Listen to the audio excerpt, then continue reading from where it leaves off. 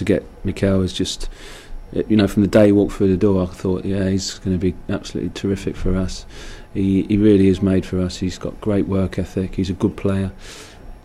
Very, very popular around the group. So I'm really grateful that he's signed. I'm absolutely delighted. Bit of a lucky charm as well, isn't he? 'Cause he's hardly lost a game. Well, he's a good player. He's a good lucky charm, but he's lost, I don't know, not too many games, and one or two, twice, and his record speaks for itself, I'd say.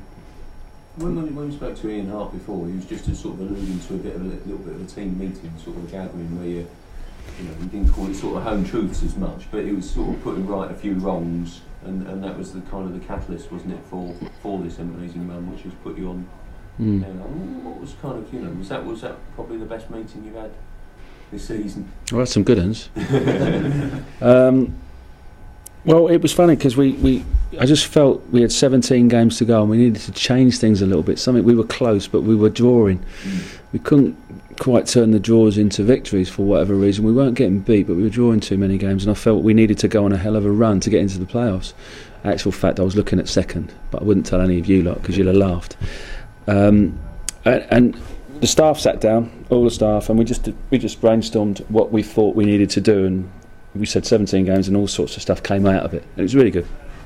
And I told the players to do exactly the same, and they came up with something quite similar. So we had that, and what we've done is in our dressing room, both the staffs and the players, and the words that were used, and they're pretty relevant now when you look back. Can you give us a bit of an insight into those, and sort of much about sort of confidence and belief?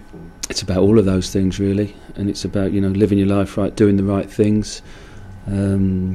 Lots of little details. I'll show it to you at the end of the season if you like. Did you pin things up on the dressing room? I wrote them out. Yeah. No, I just wrote them out. Okay. We wrote on just sheets of paper or just a flip chart, piece of paper. Flip chart. Was there like 8 points, 10 points or something like yours? On our one there might be 20 points. On their one there might be 12 points. But you had a meeting from the staff and the players at the separate meeting. I said to him, we'll talk, and then I said to the players, I said, look, just have a chat, talk about 17 games, talk about what's required, what we need to do, where we want to go to, and we talked about mediocrity, and we talked about success, and mediocrity. I've read a good book by Matthew Syed, Bounce, top book. Was Bounce on your flip chart? Read it. Well, no, I've read it, and the staff have read it, and some of the players have read it. And Matthew Syed, I tried to contact him actually, and no success there. No, he wouldn't answer it. Was that to bring him in? No, I just wanted to say I thought it was a fantastic book, right. and how it helped me. I thought the book was terrific. And one of the books, one of the sections, it said mediocrity is very, very easy. You always get there. It's very flat, and you always end up there. Where success is, you have got peaks and troughs, and I personally have found that. Would you regard this as success? Well, we're doing okay, but it's not easy. You have to work very, very, very hard to get success. Who recommended the book to you, or was it something? One of the staff members, I think it was Luke Anthony, and a few of them have read it. Nigel Gibbs, and it was good. It was useful, and I read a lot of books like that. I thought his was very good. There was a little cheapskate passing the same. No, I bought actually 4.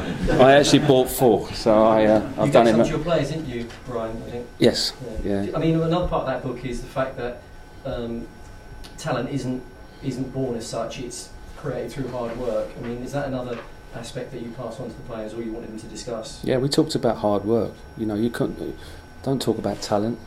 He talked about Enron when Enron went pear-shaped. It was really interesting, and they brought all the talented guys in, but no one did any hard work, and it all went pear-shaped. Really interesting. I watched Man United, and look at Ferguson, and he talks about hard work and how they train hard, and he talks about Cantona, how he trained hard. All these guys, Beckham, Giggs, all of them work every day, practice every day, but good practice, not just practice for practice sake, and practice when no one's watching. That's when your champions are made.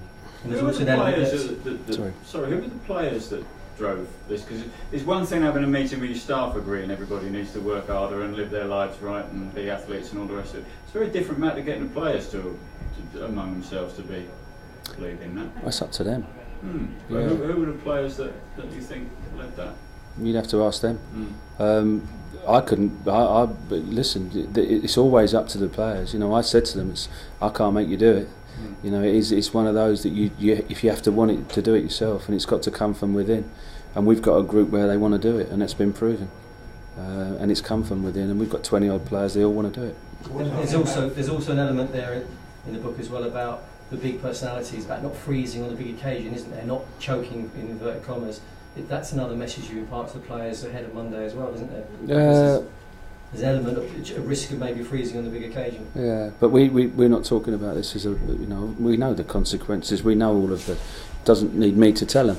This is a game of football, 90 minutes that we've got to try and win, and we do the same wherever we play. And this is no different. We haven't changed things overly. We'll be prepared as we always will do, and we'll go from there. So on the back of this, will Reading be able to bounce back to the Premier League? Hey, let's hope so. Let's hope so. We're trying. We'll try hard.